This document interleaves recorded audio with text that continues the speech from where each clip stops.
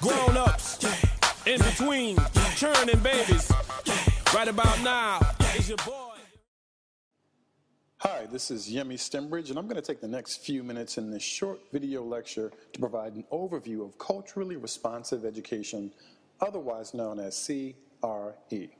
In subsequent videos, I will discuss and further unpack the 6 themes I use to describe the purposes and utility for CRE in the broad context of teaching and learning. Before we even start, I want to stress that CRE, as I know it, is to be felt and experienced as much as it is to be understood in the intellectual sense. It's important to embrace that notion as we move forward in this series of video lectures. Otherwise, your capacity for incorporating these principles in your work will be limited by the boundaries of intellectualism. I think of culturally responsive education as the epistemological offspring of multicultural education and critical race theory. The terms culturally responsive pedagogy, culturally responsive teaching, culturally relevant pedagogy, and culturally relevant teaching are often used interchangeably, and that's okay. But I prefer the term culturally responsive education because responsive indicates a dynamic and ongoing commitment of schools to build capacity for understanding the ways in which students and their communities make sense of their lived experiences and opportunities. The term relevant, rather than responsive, may mislead some to think of culture as a static characteristic, which could in turn support unintended stereotyping. I tend to prefer the term education over pedagogy or instruction because it evokes a broader sense for the work of schools beyond just the teaching that occurs in classrooms during the traditional school day. Education includes the sum total of those efforts to affirm and include all children in the school community. This is an effort not only by classroom teachers, but also administration, support staff, clerical personnel, and even the persons who are responsible for ensuring that the grounds are secure, the bathrooms clean, and the cafeteria meals served. This is an all-in paradigm. CRE is defined in large part by the unyielding belief that students from racial and ethnic minority backgrounds, like all children, benefit from high academic expectations, positive and caring relationships with teachers, and classrooms and school communities that consciously respect, honor, and draw on their individual, social, and cultural identities. There are many persons who have contributed to the proliferation and clarification of the idea of cultural responsiveness, but most any work under the CRE banner that is reputable and research-based is drawn from one or more of 3 conceptual matriarchs: Gloria Ladson-Billings, Geneva Gay, and Sonia Nieto. Gloria Ladson-Billings uses the term culturally relevant teaching to define pedagogy that bridges and explains the dominant culture so as to empower students intellectually, socially, emotionally, and politically by using cultural reference to impart knowledge, skills, and attitudes. Geneva Gay describes culturally responsive teaching as practices that use the cultural characteristics, experiences, and perspectives of ethnically diverse students as conduits for more effective teaching. Sonia Nieto defines culturally responsive education as an approach to education intentionally designed to make use of students' cultures as a source of content, references, and styles for teaching and learning.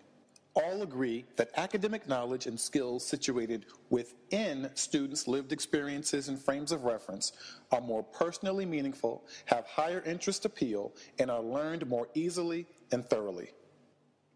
I think of CRE as being best discussed and described in 6 themes: cultural identity, relationships, vulnerability, asset-focused factors, rigor, and engagement. The 6 CRE themes give conceptual context for describing how pedagogy supports equity in teaching and learning. It is the language we use to articulate the elements of good practice. Taken together, these 6 themes give us the context and baseline for understanding the ways in which some students who hold dear to social and cultural identities, marginalized and deficitized by mainstream instructional designs, may feel alienated by school pedagogies and structures. My biggest challenge in working with schools is not making the argument that CRE is a powerful construct for closing equity gaps. No. My biggest challenge is that I find that too many want to reduce the idea of culturally responsive education to a package of instructional strategies that can be easily taught and immediately measured. The problem with that way of thinking is that even though we want all students to become active and successful learners, there is no magic wand that will, with one flick of the wrist, remove all the challenges that impede student learning. While we think of some strategies as having far greater potential than others for positively impacting student understanding and achievement, we believe wholeheartedly that it is the ingenuity and thoughtfulness of school staff that make any strategy potentially effective. Master teachers are never made effective by the strategy. Master teachers make the strategy effective. That being said, there is no such thing as a CRE checklist.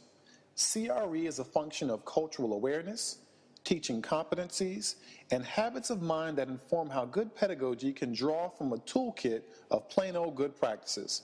There are no secret hoodoo strategies for Black or Latino students, or any ethnic group for that matter, no more so than we would contend that the academic performance of white students are easily corrected by a standing set of universal strategies.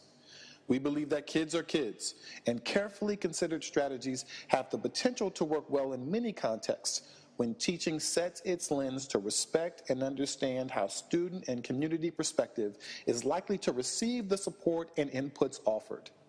Equity, then, can be said to be the commitment to find what works for whom, never relenting on the belief that with the right support, all of our children have the real potential to reach the highest of heights. The premise of CRE is based on the belief that teaching is far too complicated to fit any one rigidly prescriptive method. Teaching is the most intimate and all-encompassing task known to mankind, and culture is the most basic social human device in the history of the human race. It is the set of tools and understandings that make societies possible. When you really think about it, how could anyone reasonably suggest that we could ever teach anyone anything without first giving thought to the many, many ways in which culture informs our perspective of the world?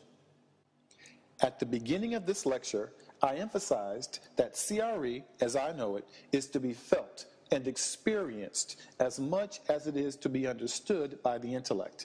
Keeping that in mind, there are 3 overarching lessons I have gleaned from my work with teachers and students relative to this idea of culturally responsive education that frame the individual and interconnected themes of CRE. These are my understandings I draw from to help me identify where my intellectual understanding of pedagogy can be operationalized into my design and thinking of real-life, actual teaching and learning experiences. The first of these 3 overarching lessons is the architects of students' learning experiences should design instruction that builds and leverages the sense of community as well as the individual academic identity of students. The second overarching lesson is the meta-reflection and individual acts of teaching should regularly focus on the truth that strategies are only successful when they are thoughtfully implemented with the local social context and hoped-for outcomes in mind. And finally, teaching is profoundly human. Great teaching frames intellectual understandings in a meaningful web of emotional and spiritual understandings. And by spiritual, I don't mean religious. When I say spiritual, I'm referring to things of, relating to, or affecting the human spirit or soul as opposed to material or physical things. These intellectual and spiritual understandings ultimately empower students to invest in and own their learning. This is the power of education and why I don't think any learning experience can maximize its potential for impact on students if it isn't responsive to culture. Let's consider this framework as we move forward to delve further into the 6 themes we use to guide our continually emerging understandings of CRE and the limitless range of opportunities to craft instructional strategies that honor the integrity of culturally responsive education. Thanks so much for listening. Go forth and be responsive. Say go, DJ.